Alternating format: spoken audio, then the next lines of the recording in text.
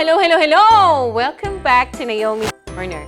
Today, I will be featuring my electric skillet in preparing a very delicious dish, which is the salmon pesto. So our ingredients are spinach, cherry tomatoes, capers, basil pesto, our salmon, and of course, our shredded parmesan to garnish after we prepare our salmon. Our next step is to start cooking it. So we're going to open my electric skillet here.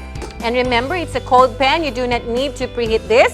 So I'm going to cover the bottom with spinach. It's so easy. All we need to do is just basically put all the ingredients together. Okay? So if you think this is enough, I love spinach because it's rich in a lot of vitamins and minerals. Okay? So we're going to dump our salmon pesto. By the way, I season it with a little bit of garlic salt. All right, and then we have our basil pesto.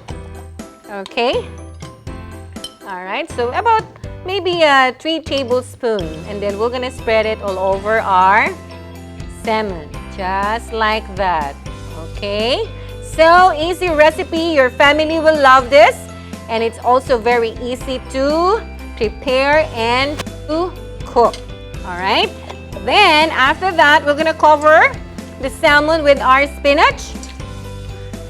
Wow! I love this electric skillet. It makes my life really easy. So, instead of using your oven to bake your salmon, you can just use this beautiful electric skillet. And then after that, we're going to dump your cherry tomatoes.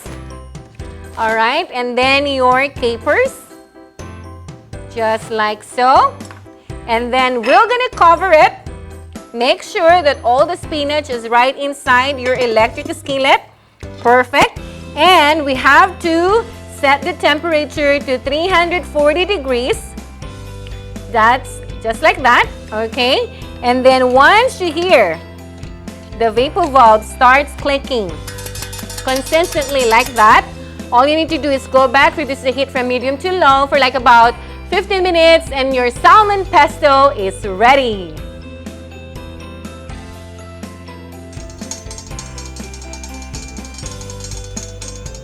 Now that the vapor valve is clicking, all we need to do is reduce the heat from medium to low, 225 degrees for 15 minutes and your salmon pesto is ready.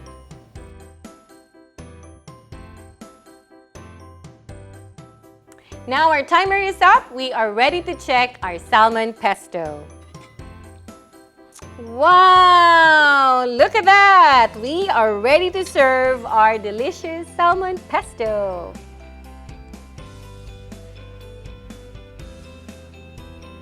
Now we are ready to try our salmon pesto.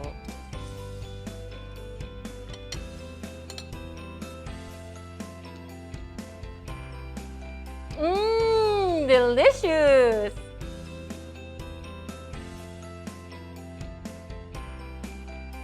Don't forget to like and subscribe to Naomi's Corner for more delicious recipes using Saladmaster.